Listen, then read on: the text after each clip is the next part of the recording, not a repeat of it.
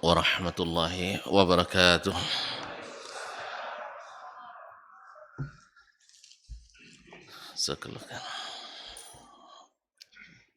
Alhamdulillahi dzil jalali wal ikram, sahibit tawli wal in'am. Ahmaduhu subhanahu wa ta'ala ala ni'amihi al-idham, kama ashkuruhu ala alaihi al-jisam. Ashhadu an la ilaha illallah wahdahu la syarika lah al-malikul alam, wa ashhadu anna muhammadan abduhu wa rasuluhu sayyidul anam, alaihi afdalus salati wa atammus salam, wa ala alihi wa ali baitihi al-kiram wa ashabihi al-qadati al-abrari al-a'lam wattabi'ina lahum bi ihsan ma ta'aqabatil layali wal ayyam. Amma ba'du, fa awla ma yuftatahu bihil kalam bimithli hadzal maqam al-wasiyatu bi taqwallahil malikil alam wa ta'atihi 'ala ad-dawam. Fa inna taqwallahi a'la nasab wa inna ta'atahu aghla muktasab. Inna akramakum indallahi atqakum wa tazawwadu fa inna khairaz zadi taqwa wattaquni ya ulil albab.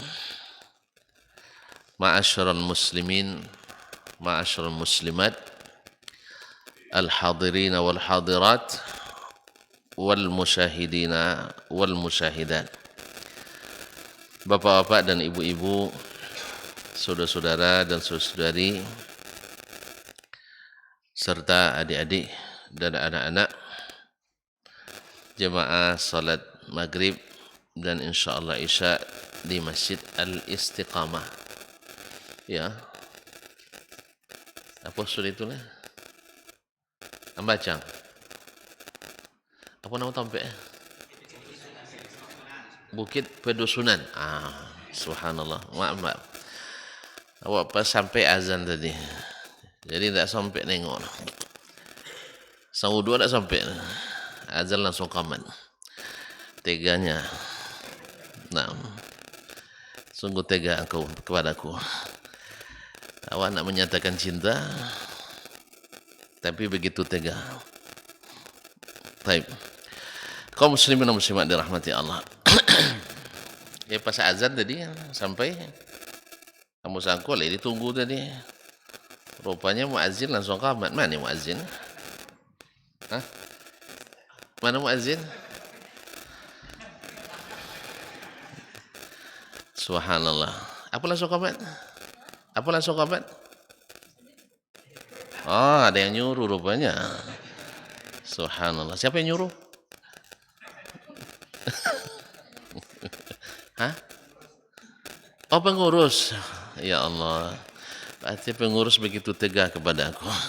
Nah, ala kulli hal. Ada bagiannya. Kaum muslimin dan muslimat dirahmati Allah. Dulu pernah pertama-tama mengisi di Indah Kiat, Perawang. Kami sampai di Pekanbaru juga pas maghrib.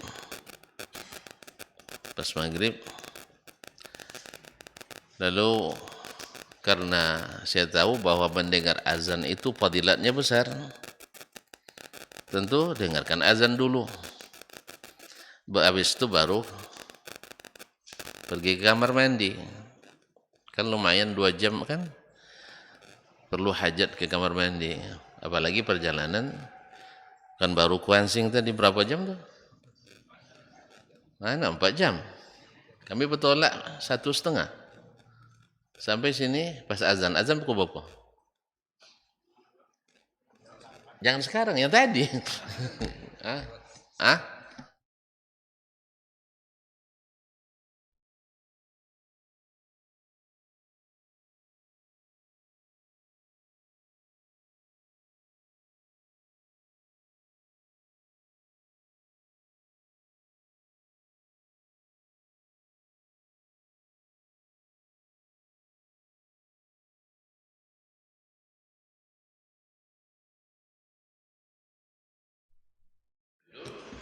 saya rubah. Sampaikan bapak-bapak dan ibu-ibu, para jemaah, khususnya pengurus di sini. Sebenarnya judul kajian kita sudah saya siapkan dari Pekanbaru, tapi saat ini saya tukar judulnya. Tentang teganya engkau kepadaku. Ya kan tadi kan saat kau nyatakan cinta, sekarang begitu tegak engkau kepadaku. Isinya saya saat ini nak nyampaikan proposal. Yang namanya proposal boleh diterima, boleh diterima, boleh ditolak. Kalau diterima, saya berterima kasih, bersyukur pada Allah, berterima kasih pada tuan-tuan dan puan di sini. Berarti, masya Allah dengan lapang hati menerima proposal saya sebenarnya. Kalau tidak, akan tetap saya ajukan. Tidak selesai sekali, 2 kali. Sampai 3 kali, sampai seterusnya. Sampai proposal saya lengkap syaratnya. Akhirnya saya bahas tentang masalah menunggu antara azan dan qamat. Perlu juga dibahas di sini. Ganti judul. Resikonya ganti judul. Sudah juga. Wah, berarti proposal kedua ini. Ya Allah ya Rabbi. Jangan salah pengurus, jemaah yang masalah, bukannya pengurus. Pengurus mau aja nih, jemaah yang nuntut. Nah, kaum muslimin dan muslimat dirahmati Allah. Nah, ini kan proposal, boleh ditolak. Ya, nah, tapi akan tetap saya ajukan lagi. Nah, sampai benar-benar diterima. Nah, kalau tidak diterima nanti anak saya pesan untuk menyampaikan sini lagi. Mana tahu kan sampai ajal saya belum juga diterima, nanti akan saya coba lagi untuk pesan sama anak saya kalau pergi ke pedusunan, kampung pedusunan, bukit pedusunan. Ingat proposal Abi ya. Nah, sampaikan lagi. Berarti ini untuk kedua kali nih. Nah, saya curi sedikit waktu ya. Nah, yang pertama, antara azan dan qamat itu banyak fadilat, banyak keutamaan. Ya, satu adalah orang yang menunggu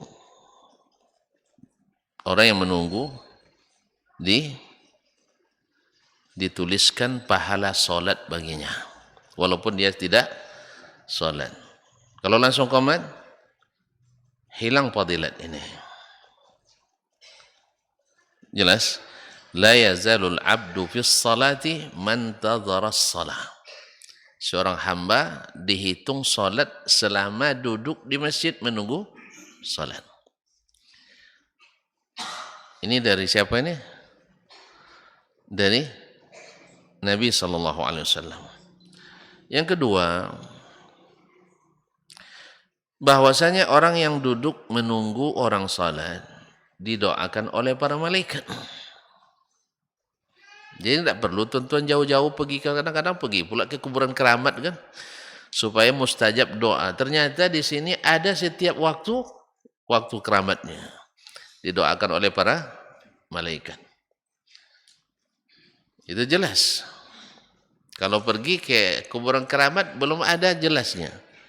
Tapi kalau malaikat jelas, karena malaikat itu maksum, tak pernah buat dosa. Didoakan oleh mereka, Allahumma ufirlahu, Allahumma tub alaihi. Ya Allah, ampuni dia, terima taubatnya. Masya Allah. Awak didoakan orang yang kadang berdosa, kadang berpahala, begitu harap kan? Ya tidak didoakan oleh Ustaz, harap tidak? Tidak berharap ya? Tidak harap saya doakan? Subhanallah. Atau kalau gitu, saya yang berharap Bapak doakan ya, tolong ya. Doakan saya berharap itu. Kalau Pak tidak berharap, tidak apa-apa. Saya tetap doakan. Mudah-mudahan luruh hatinya. Nah, yang ketiga, apa lagi? Bahwa Nabi Shallallahu Alaihi Wasallam mengatakan, bainal azanaini salatun. antara dua azan itu ada salat. Maksud dua azan di sini adalah antara azan dan qamat. Karena azan qamat itu disebut juga dengan azan. Fa'azanahu Bilalun bis-shalah, maka Bilal memberitahukan Nabi untuk bersegera menunaikan salat. Maksudnya azan di sini adalah azan untuk qamat. Ada berapa tuh? 3 ya.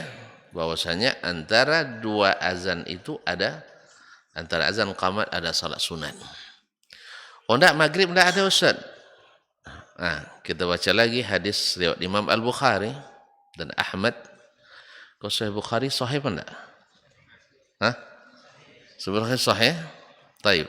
Kata Nabi sallallahu alaihi wasallam, "Shallu qabla al-maghrib." Sekali. "Shallu qabla al-maghrib." 2 kali.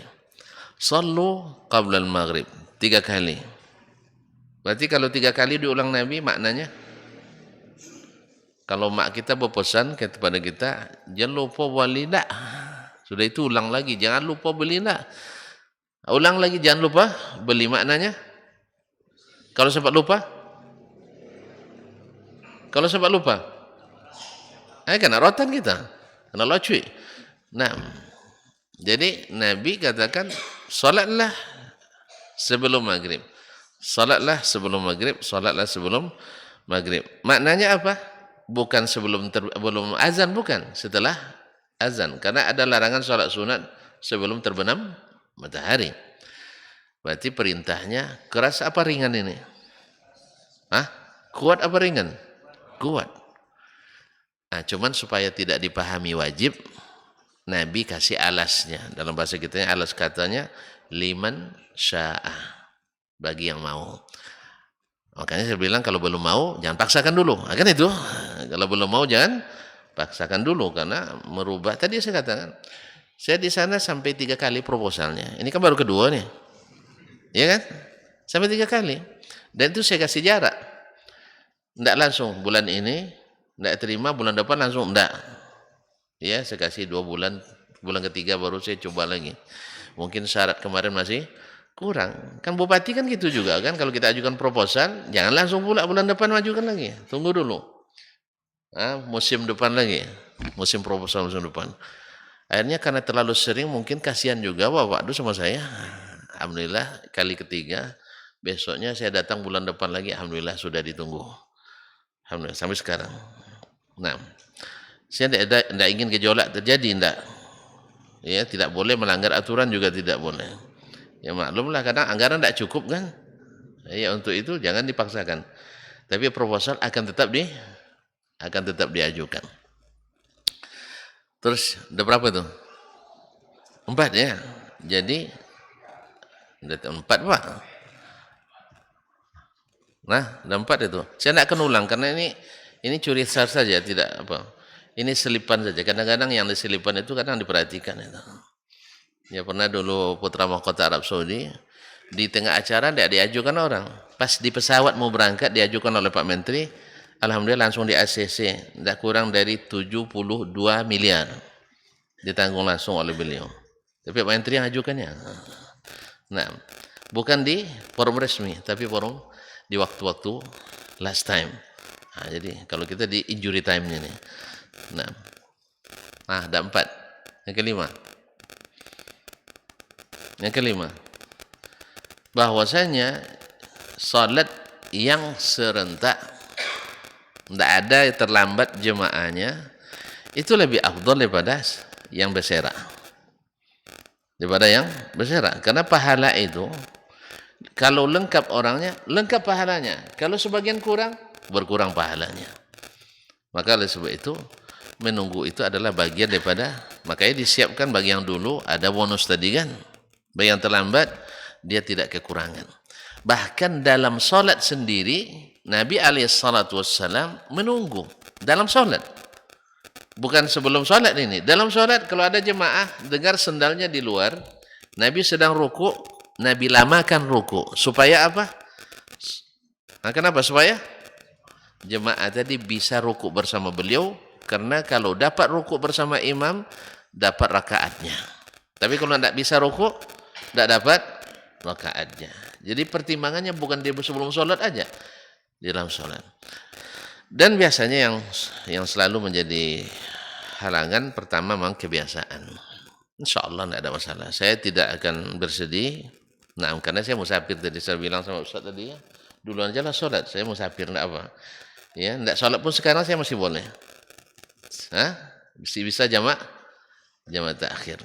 Jadi yang bersedih, saya tidak juga sedih. Cuman ini akan saya ajukan terus. Nah, jadi ini dulu. Nanti kalau kurang lagi syarat nanti kita tambahkan insyaallah. Barakallahu fikum. Kaum muslimin dan muslimat. Apa judul kita sayang? Yang azan tadi siapa? Antum ya? Iya. Baik sini. Ya, dikasih apa dulu? Sugesti dulu lah. Ada apa enggak ya? Kalau enggak ada mohon maaf aja dulu ya. Ada. Alhamdulillah. Masya Allah. Masya Allah. Santri pondok kita. Wih, Masya Allah. Siapa nama sayang? Lukman. Besok tunggu ya. Takut ya. Dan minta izin sama pengurus. Baiklah kaum muslimin, silakan. Apa judul kita?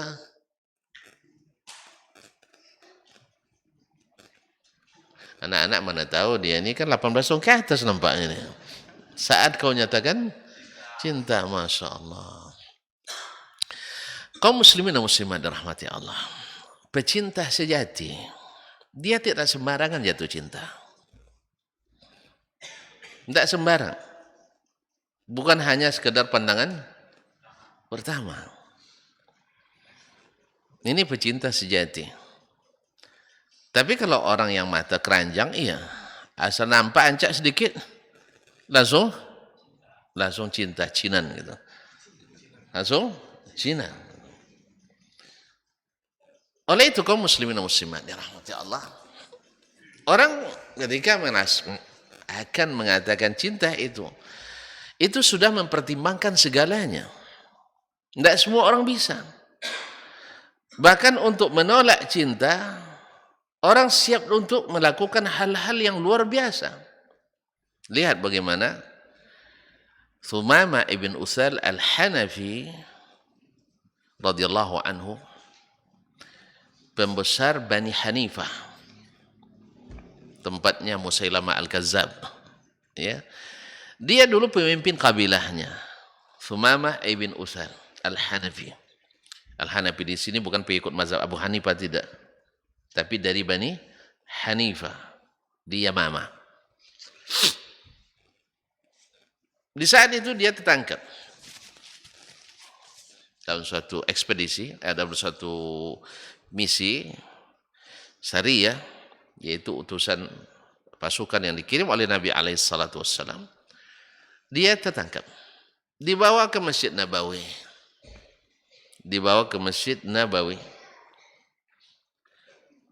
diikat di tiang masjid, tawanan. Tujuannya adalah supaya dia melihat langsung orang-orang Islam, melihat langsung orang-orang yang dididik oleh Nabi SAW. Kenapa harus dilihat langsung? Sebab isu yang beredar, fitnah yang bersebar di mana-mana bahwa Muhammad itu SAW orangnya adalah seorang yang tidak seorang pendusta, orang yang buruk lakunya, suka memperlakukan orang sembarangan, keras kepada yang tidak sepaham. Itu yang diisukan di luar. Kalau sempat dia berkuasa, habis kita semuanya. Itu yang disampaikan kepada khalayak. Oleh siapa?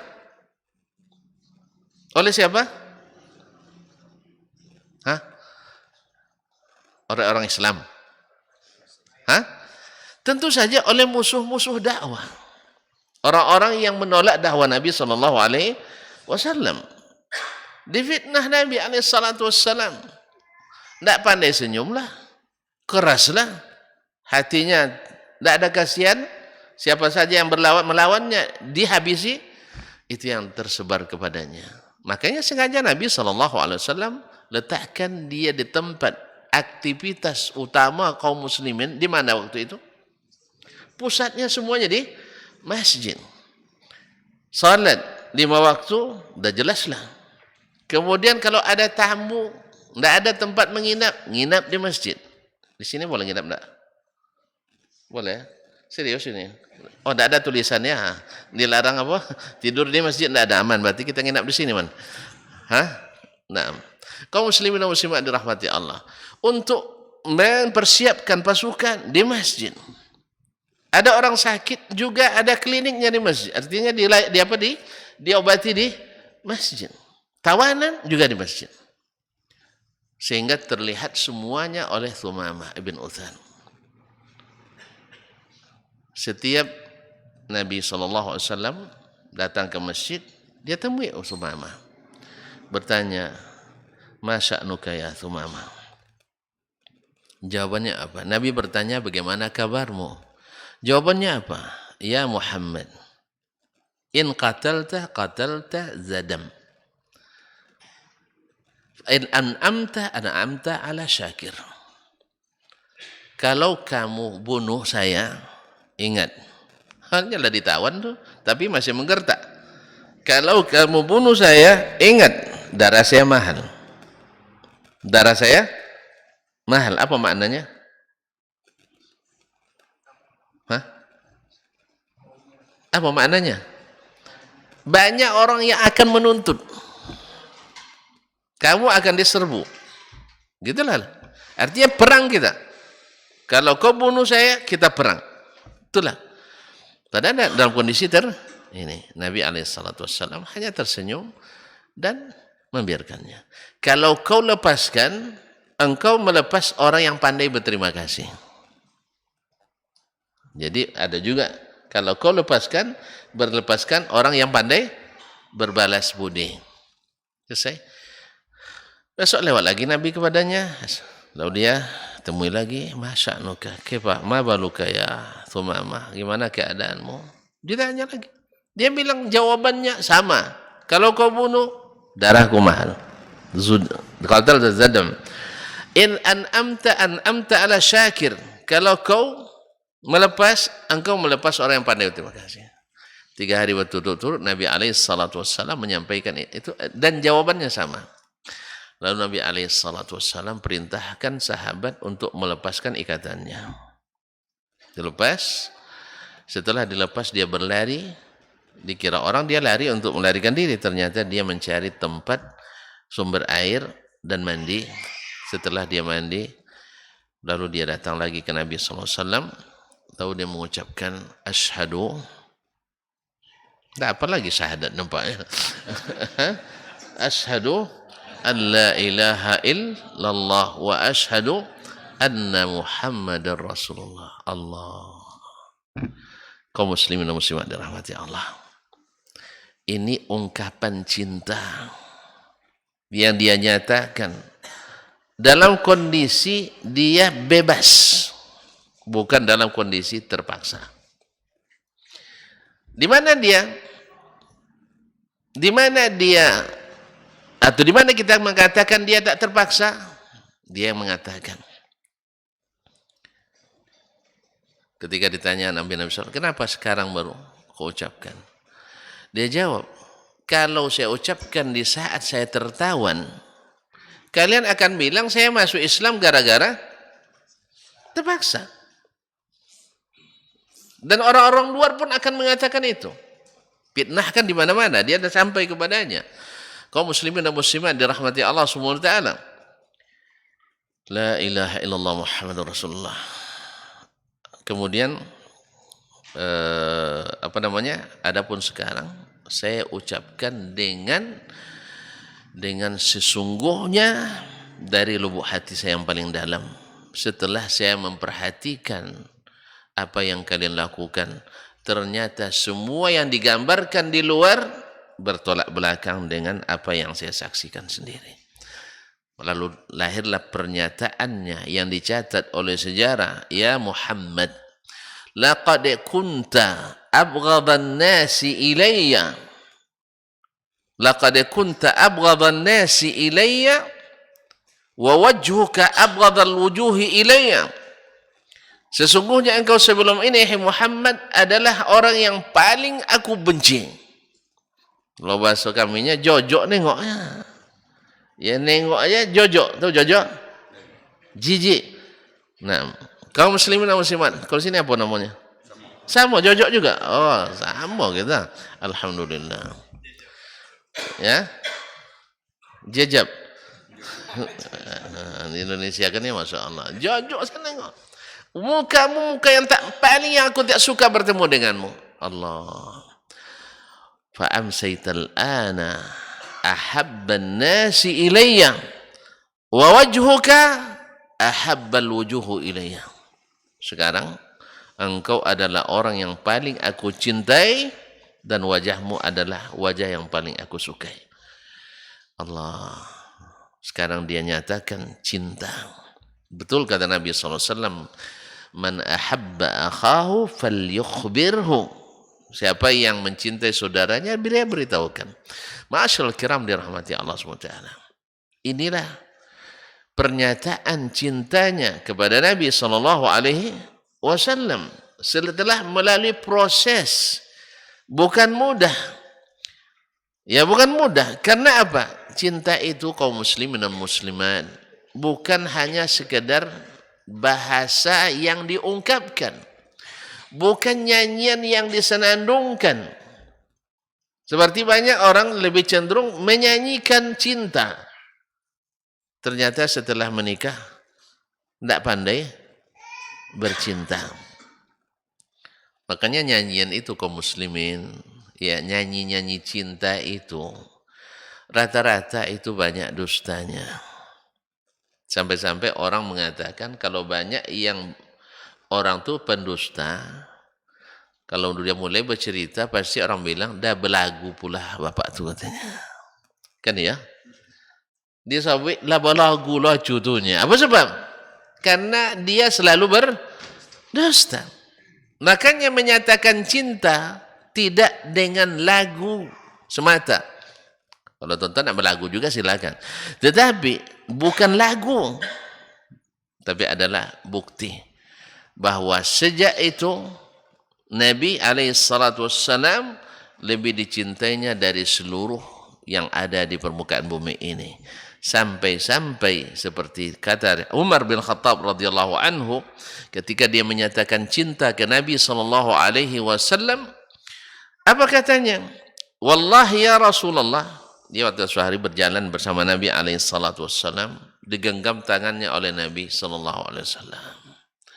Kenal dengan Umar bin Khattab? Ada yang kenal dengan Umar? Hah? Kenal tak? Siapa namanya? Umar bin Khattab, betul, Masya Allah. Sini. Nah, Umar bin Khattab. Sini sayang. Oh, ini pintar ini. Sering saya nanya orang, kadang mahasiswa, Umar bin Khattab ada yang kenal Ustaz. Siapa namanya? Bingung deh. Ini langsung dapat. Masya Allah. Umar itu siapa? Sahabat Nabi. Nomor berapa dia? Alif yang kedua. Masya Allah. Mumtaz. Ini betul-betul. Jazakallah. Hah? Masya Allah. Sudah hafal 4 juz ya?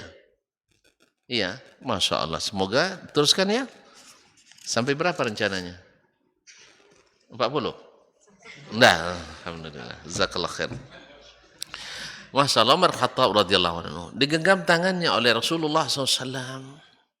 Ketika berjalan, lalu Umar mengatakan, ya Rasulullah, innaka la ahabbu ilayya ahabbu syai'in ilayya illa min nafsi. Sesungguhnya engkau adalah yang paling aku cintai kecuali dari diriku. Ya, Umar jujur dia. Kalau mencinta tentu orang lebih mencintai dirinya, iya kan? Dan lebih mencintai diri enggak? Kata Nabi SAW, ya Umar, hatta akuna ahabba ilaika min nafsik. Sampai aku lebih engkau cintai dari dirimu sendiri. Ini kan berat ini. Artinya kalau sempat pilihannya selamat Nabi, selamat diri, pilih yang mana? Hah? Kan pilihannya harus selamat Nabi, ya kan? Makanya ketika di perang Uhud, ketika orang-orang orang-orang kafir Quraisy merangsek menyerang Nabi alaihi salatu wassalam, mereka berkeliling ke Nabi, mereka tanpa senjata, menyambut senjata dengan tubuh-tubuh mereka untuk melindungi Nabi alaihi salatu wassalam. Ya Rasulullah, nahri duna nahri, kata Abu Dujana, ya Rasulullah, leher saya untuk melindungi lehermu. Ini cinta. Ma'asyiral kiram. Apalagi untuk meninggalkan selera demi selera Nabi sallallahu alaihi wasallam. Apalagi untuk meninggalkan suatu kebiasaan demi mengikuti arahan Nabi sallallahu alaihi wasallam. Karena konsekuensi cinta ini adalah la yu'minu ahadukum hatta yakuna hawahu taba'an lima ji'tu bihi. Tidak sempurna iman seseorang sampai hawanya mengikut apa yang aku bawa. Hawa itu dari mana lahirnya? Tahu tuan-tuan makna hawa? Bukan suhu. Panas hawanya, bukan suhu. Hawa itu adalah keinginan diri. Hawa itu adalah keinginan. Keinginan dari mana lahirnya? Hah?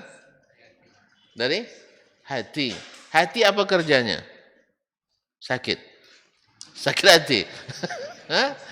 Sebenarnya bukan hati, tapi adalah jantung.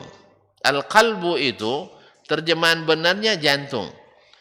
Coba, ketika tuan-tuan sedih atau takut, gemetar, yang bergetar hati apa jantung? Jantung. Berdebar-debar hatikunya. Salah. Berdebar-debar jantungku. Jelas? Yang merasakan getaran cinta itu jantung, bukan hati. Tapi dulu entahlah siapa yang pertama menerjemahkan ini. Nah, ya, saya tidak tahu siapa yang awal orang Indonesia yang menerjemahkan kalbun menjadi hati. Kalau tidak percaya nanti kalau pergi tuan-tuan haji nanti cari hati onta. Orang sini suka hati onta. Dia suka hati onta. Katanya obat asma ya. Tanya sama penjual tuh nanti. Syekh, urid qalbal jamal katanya. Saya ingin masuk kita hati onta kan? Nanti dikasihnya jantung tuh. Jangan bertengkar. La ya semua hadza, bukan ini. Ya syekh hadzal qalb. Ini yang jantung itu. Awak jantung. Awak maksudnya qalb, hati. Rupanya orang Arab bilang jantung. Jadi kalbun itu bahasa Arab atau bahasa Pansing? Bahasa Arab. Oleh sebab itu sebenarnya terjemahannya yang benar adalah jantung. Tapi kalau itu lama, sudah terlanjur ini yang diterjemahkan, apa boleh buat lagi? Kalau ambok saya terjemahkan nanti jantung saya ini ketahuan orang. Saya diketahuan orang. Kaum muslimin dan muslimat.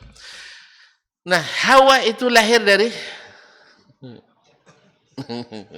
kebaca hati tadi. Iya. Makanya pepatah kita gara-gara terjemahan yang keliru itu akhirnya karena hati mati, karena mata buta. Itu pepatahnya. Demi mata biarlah sampai buta. Demi hati biar antum tidak pernah merasakan itu saya. Hah? Nah, kalau sudah masuk dalam hatinya biar mati katanya. Pokoknya harus diikuti. Ya kalau sudah matanya cinan biar buta, yang penting saya harus melihatnya. Kaum muslimin dan muslimat dirahmati Allah SWT. Nah, hawa itu lahir dari qalb. Qalb itu apa kerjanya? Hati itu apa kerjanya? Memompa darah. Betul. Apa lagi? Lahum qulubun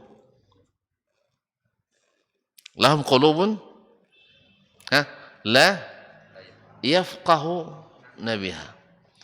Afala yatadabbaruna al-Quran am ala qulubin aqfaluha.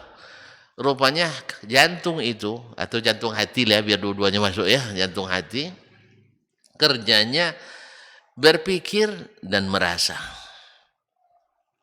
Jelas? Berpikir dan merasa. Siapa yang mengikuti pikiran dan rasanya beragama belum sempurna imannya sampai dia mengikuti Rasulullah sallallahu alaihi wasallam dalam imannya. Ini diuji kita. Berapa banyak orang mendapat berita dari Allah dan Rasul sallallahu alaihi wasallam. tapi pikirannya tidak menerima. Akhirnya dia tolak berita itu. Atau perasaannya mengatakan tidak mungkin. Dia tolak berita dari Allah dan Rasul sallallahu alaihi wasallam. Akhirnya dia mengimani yang dia pikirkan atau yang dia rasakan, bukan yang dikabarkan kepadanya. Jelas? Berapa banyak orang beragama mengikuti apa yang dia pikirkan dan apa yang dia rasakan, bukan mengikuti apa yang diperintahkan. Akhirnya agamanya berdasarkan pikiran dan perasaan. Akhirnya ternyata cintanya kepada Allah dan Rasul belum teruji lagi. Jadi beragama yang dikerjakan sesuai perasaan, sesuai pikiran, bukan sesuai yang diperintahkan. Karena apa? Belum menyatakan cinta yang sesungguhnya. Oleh itu kaum muslimin dan muslimat dirahmati Allah. Allah Subhanahu wa taala ketika waktu itu banyak orang mengaku mencintai Allah. Mengaku mencintai Allah. Lalu Allah turunkan ujian. Soalnya tidak banyak, satu soal. Lulus, bisa dengan benar menjawab, lulus. Kalau tidak, berarti tidak lulus. Apa kata Allah SWT?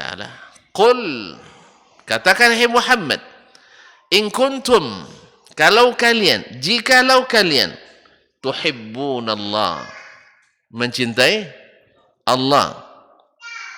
Jelas? Apa ujiannya? Fattabi'uni, ikuti aku. Ikuti aku. Apa makna jadi mengikut? Hah? Kalau sempat tonton misalnya ke Pekanbaru, berombongan 10 motor atau 10 mobil. Lalu kata yang ini, pimpinannya, nanti ikut kemana saya saja pergi. Nah, 9 ambil jalan lain. 1 ikut pimpinannya. Mana yang mengikut? Hah? Yang 9? Enggak, kan kami sampai juga ke Pekanbaru katanya. Hah? Kaum muslimin dan muslimat dirahmati Allah. Berapa banyak orang, ini kaum muslimin, seorang pimpinan memberi arahan pada bawahan. Ini kerjakan seperti ini. Lalu bawahan kerjakan tidak seperti yang dia suruh. Walaupun berhasil. Menurut tuan-tuan, diapresiasi atau dibongisi? Hah? Tahu dibongisi? Dimarahi? Hah? Dibongisi enggak? Ya dibongisi. Apa sebab? Tidak mengikut apa yang diarahkan. Jelas kaum muslimin muslimat. Ada sebuah lembaga tinggi, lalu datang seorang pimpinan negara ke tempat itu. Nah, pimpinan negara ini membuka dialog terbuka dengan petinggi lembaga ini. Nah, sebelum bertemu, pimpinannya rapat, mengajak seluruh petinggi-petinggi lembaga itu untuk rapat. Salah satu dari pimpinan mengusulkan, pimpinan, ini program kita ini yang proyek pembangunan ini sudah mangkrak lebih dari 20 tahun. Tidak pernah diaplikasikan.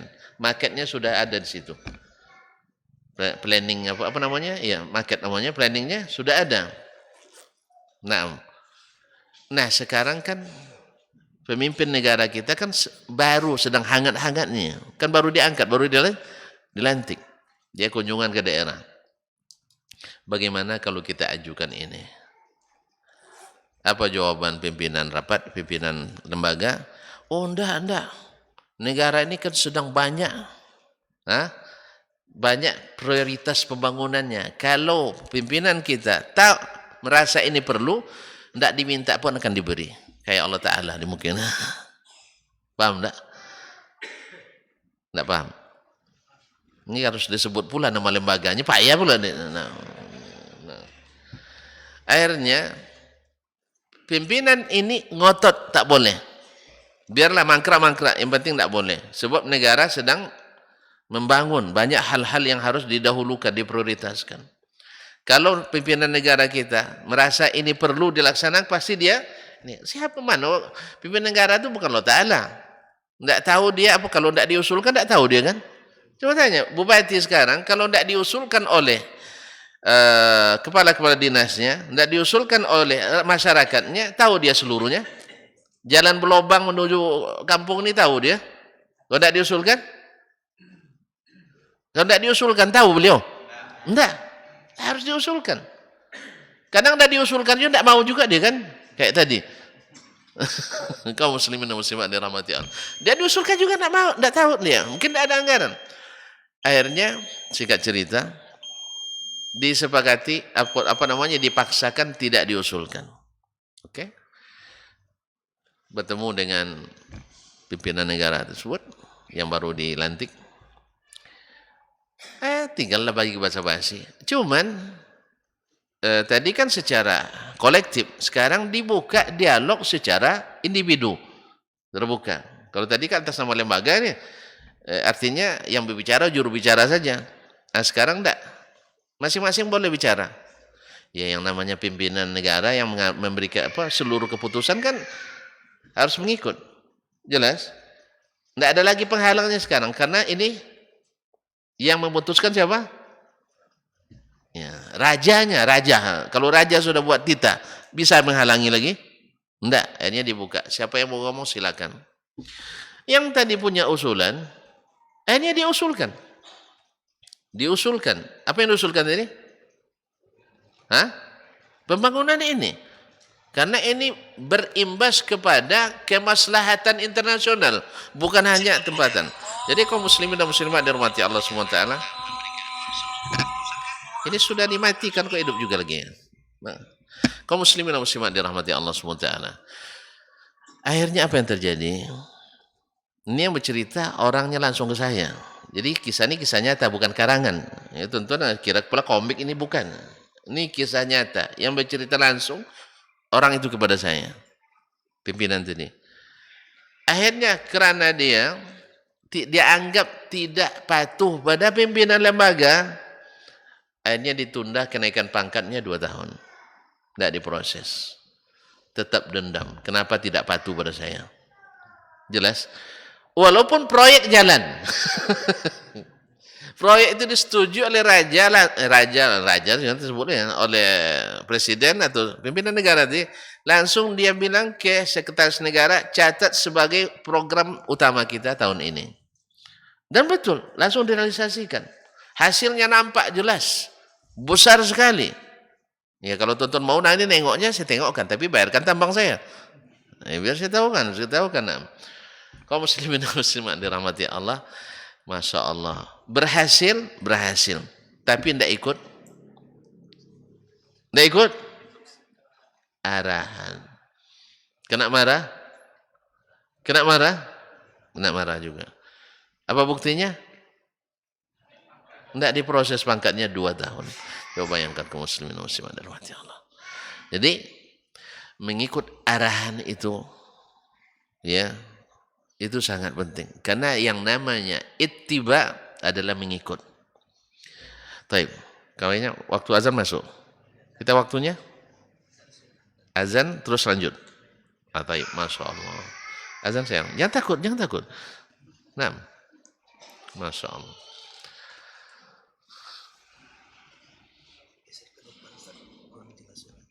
Masya Allah.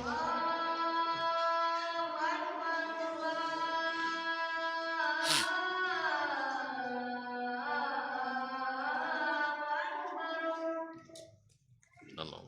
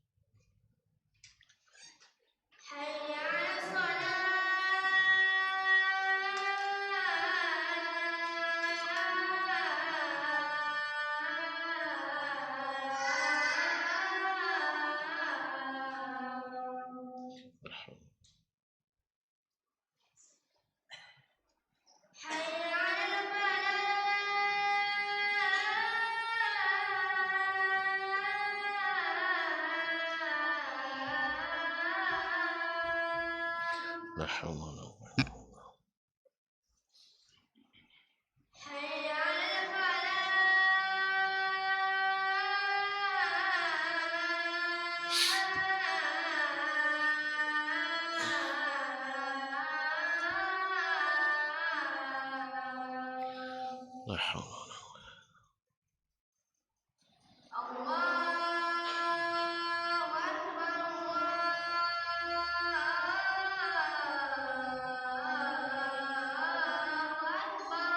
wala la haula wala Allah.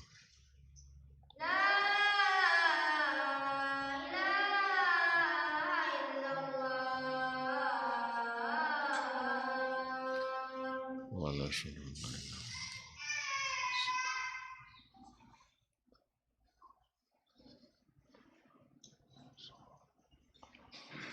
Salatul qaimat.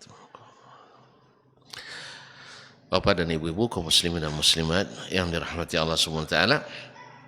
Jadi diuji oleh Allah Subhanahu wa taala dengan ittiba'ur rasul sallallahu alaihi wasallam. Jadi kalau kalian mencintai Allah, maka ikuti aku. Kenapa mesti mengikut Nabi alaihi salatu wasallam? Memangnya hati kita dengan hati Nabi satu? Ya, iya. Tadi Nabi alaihissalatu wassalam mengatakan, tidak sempurna iman sampai engkau mencintaiku lebih daripada mencintai dirimu sendiri. Nah, kalau cinta kepada Allah, tentu harus mencintai Rasulullah SAW. Nah, mencintai Allah saja mesti mengikuti cara Rasulullah sallallahu alaihi wasallam, apalagi mencintai Rasulullah sallallahu alaihi wasallam. Makanya tadi ketika Sumama ibn Utsal menyatakan, engkau orang yang paling aku cintai sekarang, maka dia menjadikan keinginan Nabi di atas keinginannya, meletakkan perintah Nabi di atas hawanya. Karena kaum muslimin dan muslimat, inilah makna ittiba yang sesungguhnya. Oleh sebab itu, maka siapapun yang nak mencintai Allah, mesti dengan fattabi'uni, ikutlah aku, ikutlah Rasulullah sallallahu alaihi wasallam. Apa sebab? Satu, sebab Nabi alaihi salatu wassalam adalah yang paling mengenal Allah. Dia yang paling mengenali Allah. Mengenali Allah, pertama mengenali nama-namanya, mengenali sifat-sifatnya, mengenali perintah-perintahnya, mengenali larangan-larangannya. mengenali apa yang disukainya, mengenali apa yang tidak disukainya. Tidak ada jalan kita untuk itu kecuali melalui Rasulullah SAW. Maka disuruhlah kita mengikuti Rasulullah SAW. Oleh siapa? Oleh Allah SWT. Artinya, bila menyatakan cinta kepada Allah dengan cara tidak mengikuti Rasulullah, maka cintanya bertepuk sebelah tangan. Sakitnya tuh di sana, di akhirat. Sekarang belum jelas. Makanya Imam Umar bin Khattab radhiyallahu anhu mengatakan, "Laisa asy-sya'nu an tuhib, walakinna asy-sya'na kullu asy-sya'ni an tuhab." Masalah besarnya bukan bagaimana engkau mencintai, semua orang bisa ngaku cinta. Tapi yang diterima cintanya. Ini yang penting. Cintanya kamu diterima atau tidak. Kalau nak tahu cinta terima, cintanya Rasulullah sallallahu alaihi wasallam. Maka dalam agama atas nama cinta dengan mengada-ngada tidak mengikut Nabi alaihi salatu wasallam, dikhawatirkan cintanya menyakitkan. Bukan membahagiakan. Apa sebab? Kita tidak lagi mendahulukan Nabi sallallahu alaihi wasallam daripada hawa kita. Sebab apa? Kita tadi hawa dari hasil pikiran dan hasil perasaan. Menurut pikiran saya begini cintanya, menurut keinginan saya begini cintanya. Padahal Nabi katakan baru beriman bila keinginan itu tunduk pada apa yang dibawa oleh Rasulullah sallallahu alaihi wasallam.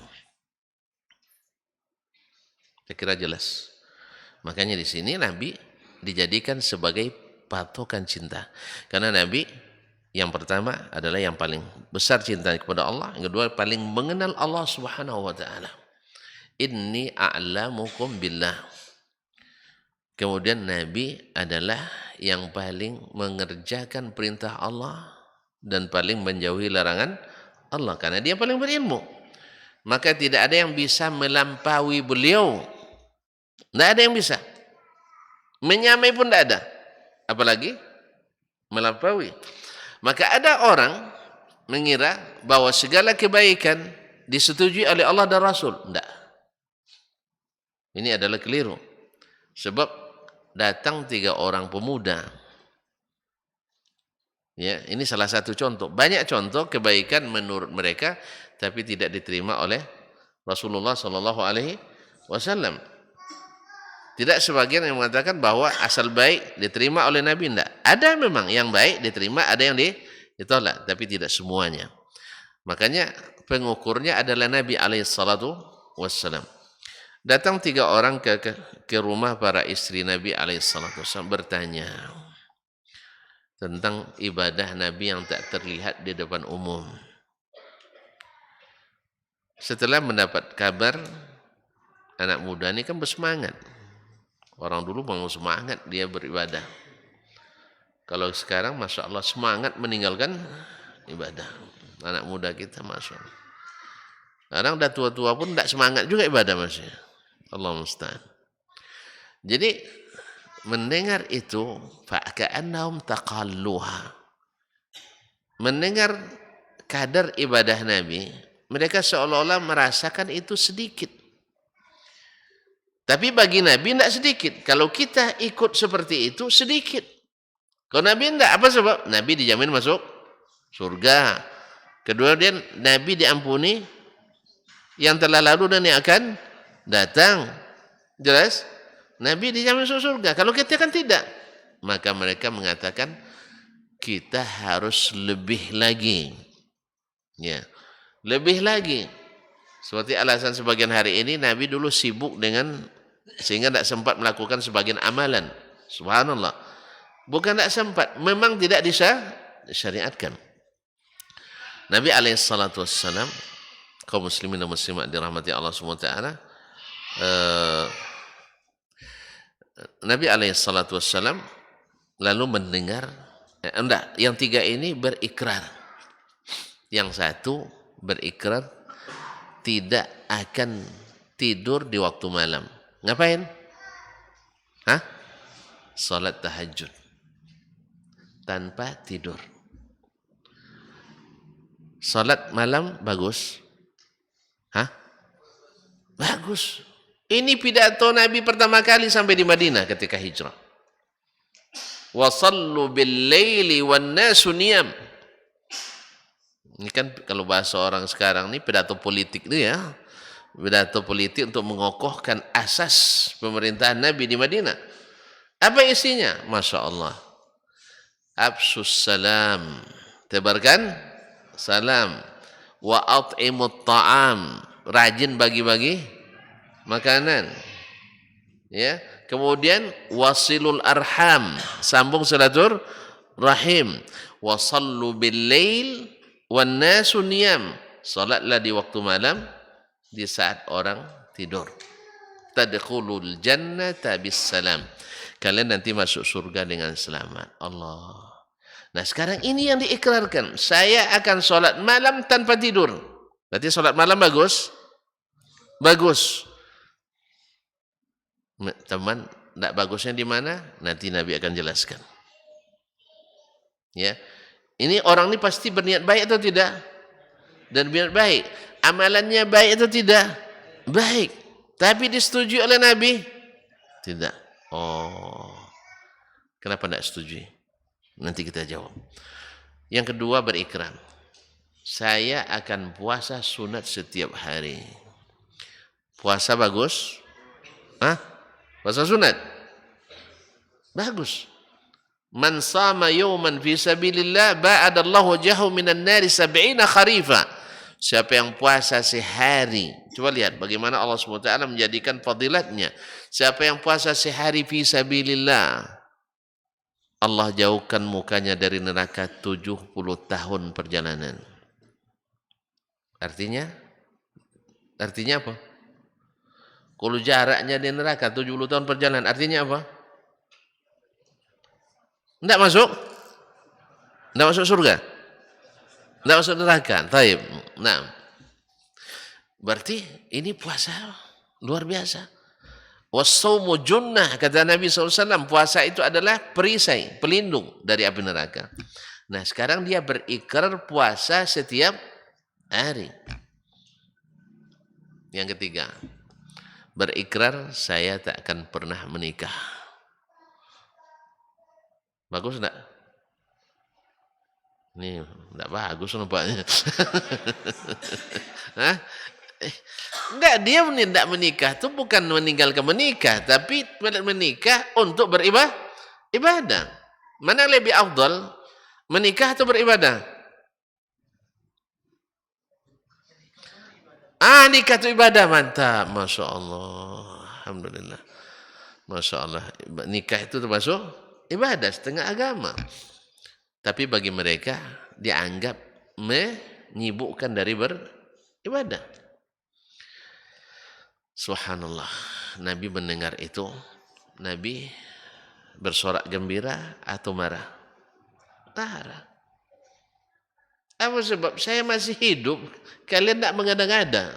Nah, lalu Nabi katakan, ma balu aqwamin yaquluna kadza wa kadza.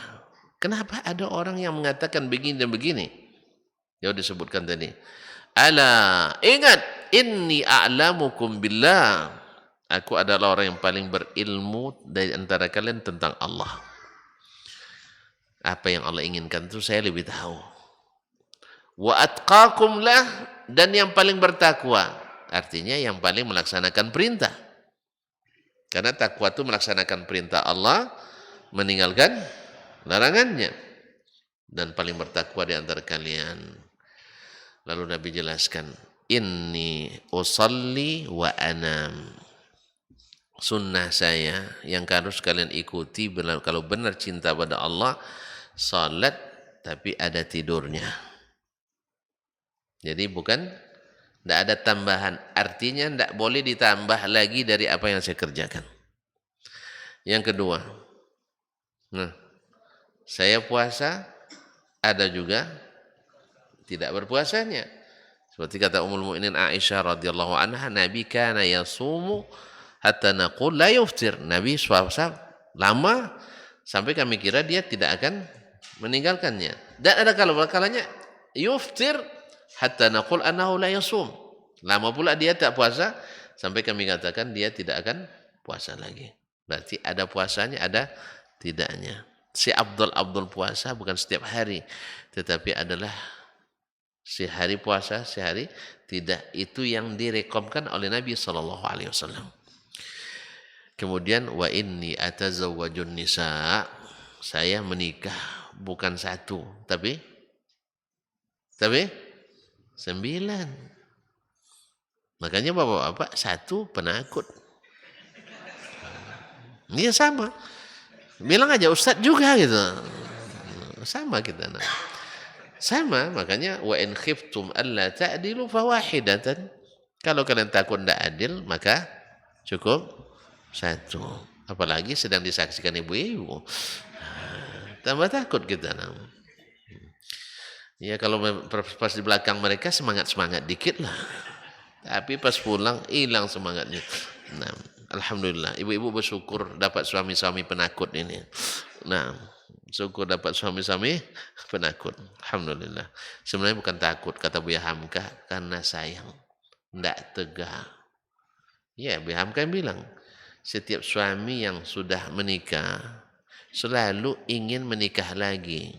Alasan filosofisnya sederhana. Satu saja sangat bahagia. Apalagi 2. Nah, itu kan dikiranya rumusnya seperti itu. Ternyata enggak rupanya. Ternyata gimana 1 tambah 1 enggak selamanya 2. Kadang-kadang 1 tambah 1 tetap 1. Oh 11 ya. Masya Allah. Kalau 11 bagus lah. 1 tambah 1 kadang tinggal 1. Ya, karena nak menyelamatkan janda orang, istri sendiri menjadi janda. Ada kadang-kadang begitulah dinamikanya dunia ini. Baiklah kaum muslimin. Nah, kata Nabi SAW, saya menikah.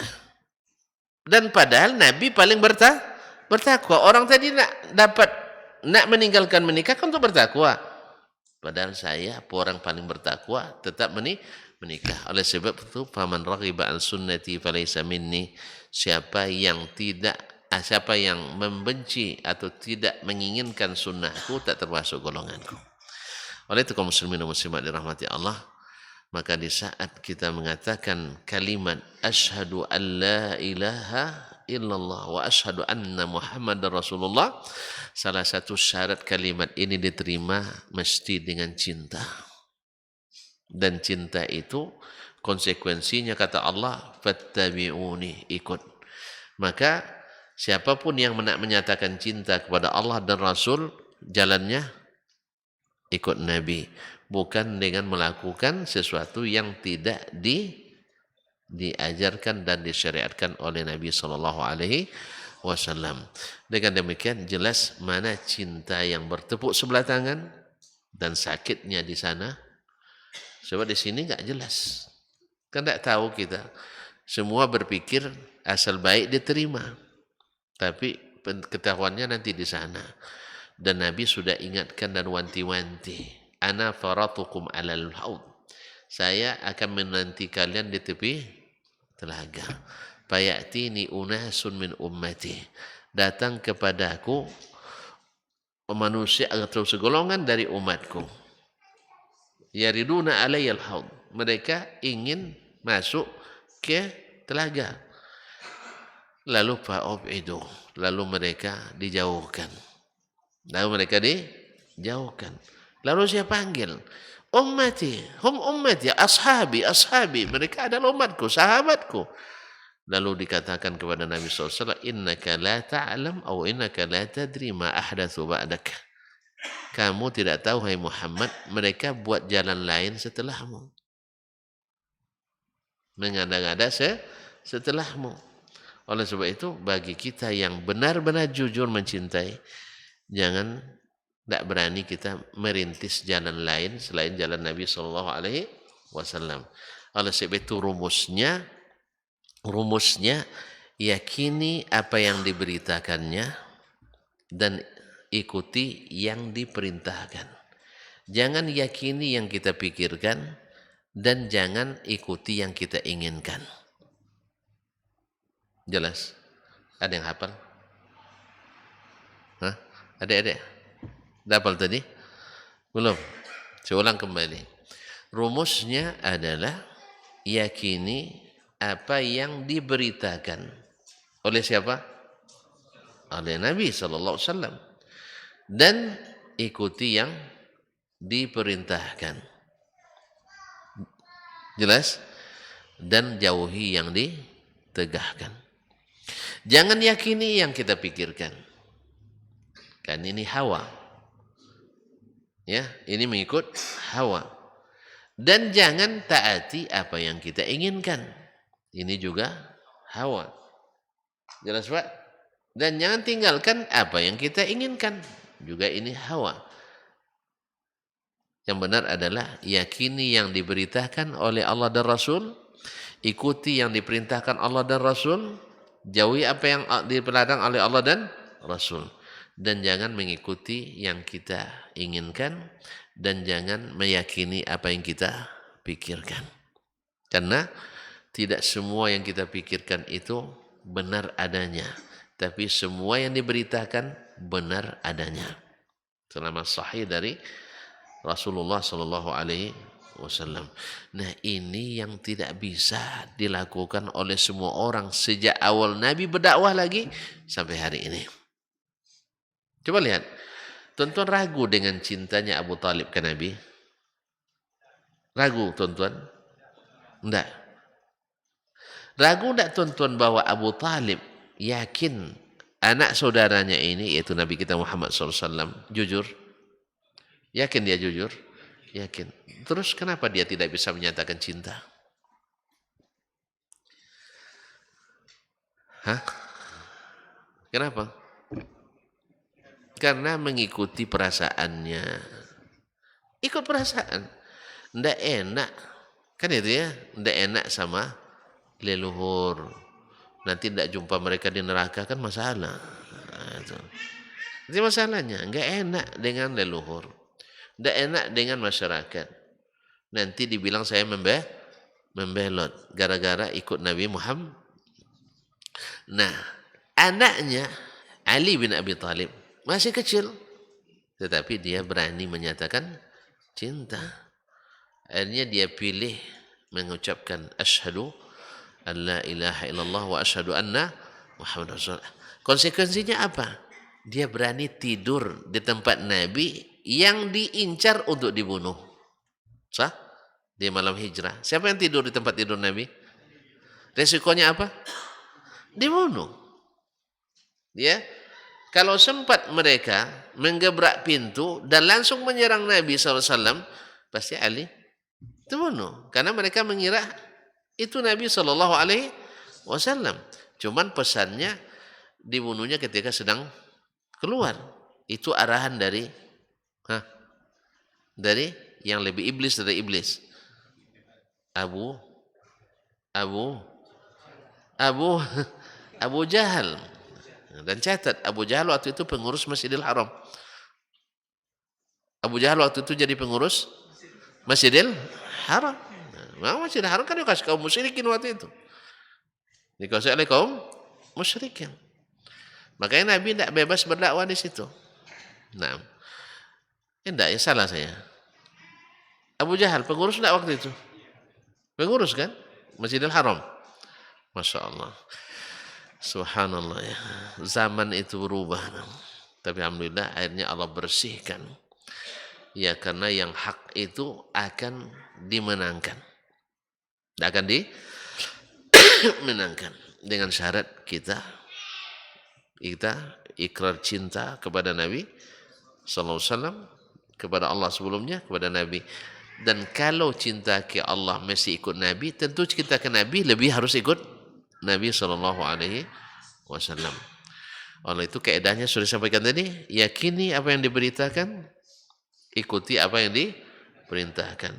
Jangan yakini yang dipikirkan dan jangan mengikuti yang kita inginkan, karena yang itu hawa dan kita tak mungkin beriman kalau mengikuti hawa. Itulah Abu Talib ikut hawa.